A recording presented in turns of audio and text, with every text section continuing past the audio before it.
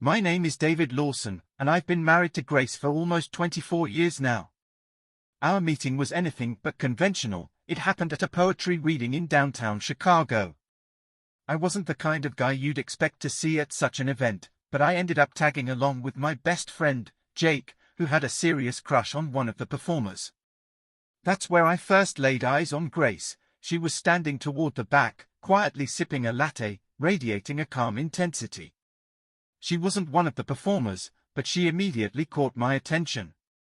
There was something ethereal about her beauty, the kind that takes its time creeping up on you.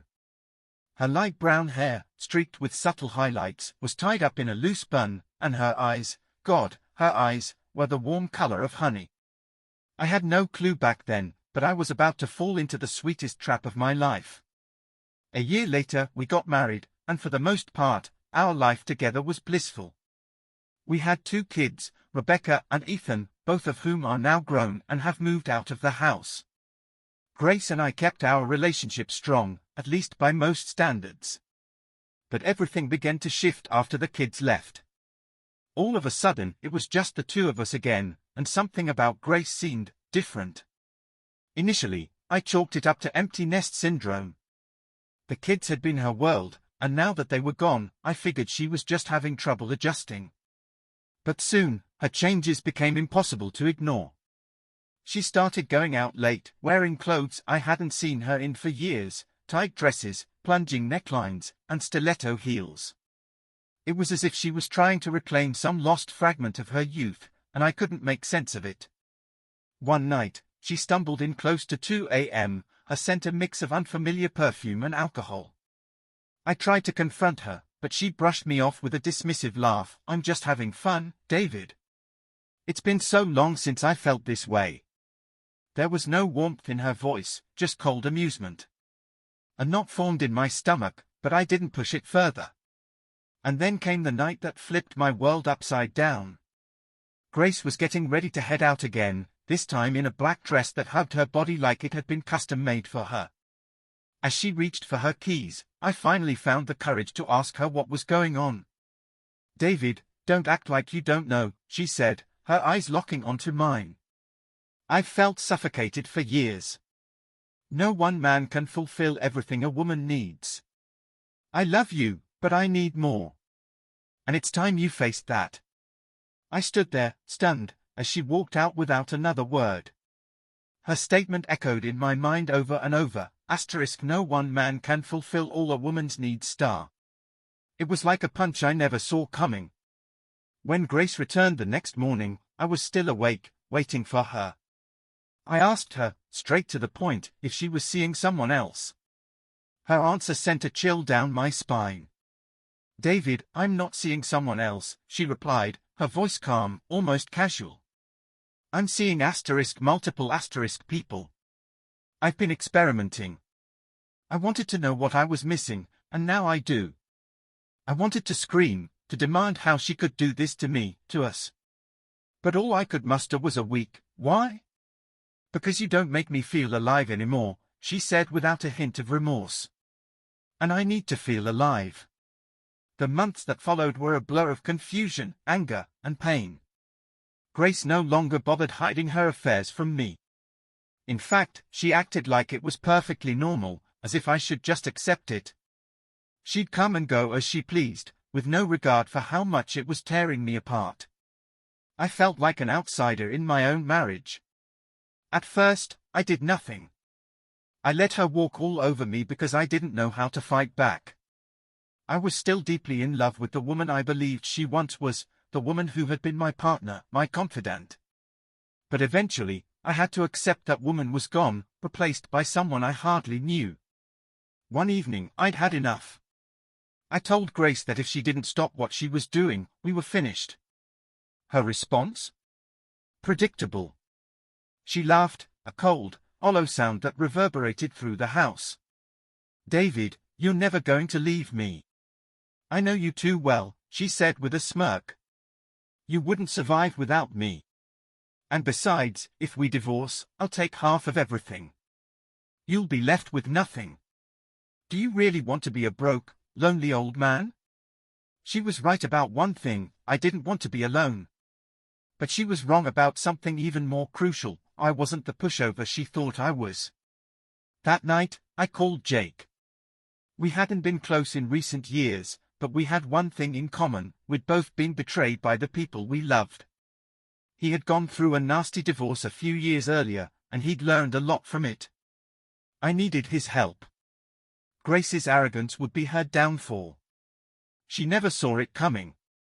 Over the next several weeks, I played the role of the obedient husband, the man too broken to fight back. Grace continued her wild escapades, flaunting her affairs as if I didn't matter. But what she didn't know was that I was documenting everything. Every late night, every outfit, every person she was with. I even hired a private investigator, with Jake's help, to make sure I had an airtight case. While she was out living her double life, I was quietly setting the stage for her downfall. I made sure the house was in my name alone, a detail she overlooked when we refinanced the mortgage years ago. I transferred most of our joint accounts into separate ones under my name, hidden from her reach. I hired the best divorce attorney I could find, someone who specialized in cases where one spouse tried to take everything. Jake and I met regularly, going over every aspect of my plan. He pushed me to go further than I ever thought I could.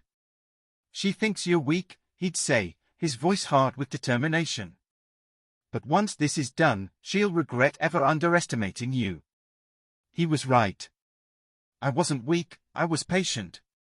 And that patience would be the key to my revenge. One evening, as Grace was getting ready to go out again, dressed in a skin-tight red dress that left little to the imagination, I casually mentioned that I was planning a business trip. She didn't even ask where or why. She just shrugged and told me to have fun. It was the perfect cover. While Grace was out, I quietly slipped away to meet with my lawyer and finalize all the necessary details. By the time I returned home, she was already gone for the evening, leaving me alone with my thoughts. It was in that stillness that I fully grasped what needed to be done. A few weeks later, everything was in place. Grace remained completely unaware, assuming I was too shattered to ever fight back. One night, she returned from yet another late-night outing. This time, it was nearing 3 a.m. She stumbled in, obviously drunk, and kicked off her heels. I sat in the living room, pretending to be half asleep, but I was wide awake, waiting for this exact moment. "David, you're still up," she slurred. "You should get some rest." "I'm fine," I replied, watching her for a moment as the silence thickened. Finally, I spoke. "Grace, we need to talk." She waved her hand dismissively and staggered toward the bedroom. "Not now. I'm tired. We'll talk in the morning." But I wasn't going to let her off that easily. "No," I said, standing up and moving to block her path. "We're talking now." My tone must have gotten through to her, because she stopped and blinked at me with a frown. "What's your problem, David? You know how things are between us. Why are you making this into a big deal?" I looked her straight in the eyes. "Because I've had enough, Grace. This is over." Her frown deepened. "What do you mean, over? You're not leaving me, you're too scared to be alone." That's when I smiled, a cold, calculated smile I'd been holding back for months. "I'm not the one who's going to be left with nothing, Grace. You are." The confusion on her face was priceless. She had no idea what was coming, no clue that I had already flipped the script. I picked up a folder from the coffee table and dropped it in front of her. "That's everything, Grace, everything you've been doing. The affairs, the lies. I have evidence, and my lawyer's already seen it." Her eyes widened as she rifled through the photos, the bank statements, the reports from the private investigator. She looked back up at me, pale-faced. What is this?" "This," I said, leaning in close, "is the proof that you're about to lose it all. The house, the money, everything. I've been preparing for this moment, and you're going to walk away with nothing. Not even your dignity." She stared at me, speechless, for the first time in months. "David, you can't do this," she whispered. Oh, but I can, I said, savoring the moment, and I already have.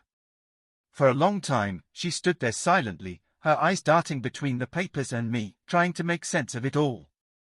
When she finally spoke, her voice was barely above a whisper. "You're serious, aren't you?" I nodded. "Dead serious." Her facade crumbled. For the first time, I saw genuine fear in her eyes. She knew she was about to lose everything. "David, please," she begged, her voice trembling. "I didn't mean for it to go this far. I still love you. We can fix this." I let out a bitter laugh, a sound that echoed through the house. "Love? You don't know the meaning of the word, Grace. You threw me away the moment I wasn't enough for you. Now, you'll pay the price." Tears welled up in her eyes. "Please, David, I made a mistake. I'll do anything to make it right." Her sudden desperation was almost pathetic. After months of her treating me like I was worthless, now she was the one groveling. It felt good, no, it felt amazing. "I don't think you understand," I said, stepping closer. "This isn't about fixing anything. This is about consequences. You wanted to live without me? Fine. Now you can, but without a single penny to your name." Grace collapsed to her knees, clutching at my legs, sobbing uncontrollably. "David, don't do this, please. I'll change. I'll stop everything. I'll be the wife you deserve, just don't leave me like this." For a brief second, I wondered if there was still a part of me that could forgive her, but that thought disappeared just as quickly as it came. She had shown me nothing but cruelty, and now it was my turn. "Get up," I ordered, my voice cold and detached. She obeyed, still trembling, her makeup smeared from crying. I looked her in the eyes, feeling nothing but satisfaction. "You wanted to know what it felt like to be with other men?" I said. "Fine. Go be with them. But remember, you've lost the only person who ever truly cared about you." She sobbed again, but I was done caring. The woman I had once loved was gone, replaced by someone I barely recognized. "Leave," I commanded, pointing toward the door. "Pack your things and get out." "Where will I go?" she whispered. "I don't care," I replied, my tone emotionless. "That's not my problem anymore." Grace hesitated, as if hoping I would change my mind. When I didn't, she finally turned and walked toward the bedroom, shoulders slumped in defeat. I watched her go, a sense of closure washing over me. In the days that followed, she tried to reach me, texts, calls, emails, begging for another chance, promising she'd do anything. But I ignored her. I had won, and she was out of my life for good. Weeks passed, then months. Grace left, taking only her clothes and a few personal items. The house was mine, the bank account secure, and my life finally free of her toxic presence. Then one night, she came back. It was late when I heard the knock. I opened the door to find Grace standing there, disheveled and desperate. She had lost weight, her hair was a mess, and her eyes were hollow.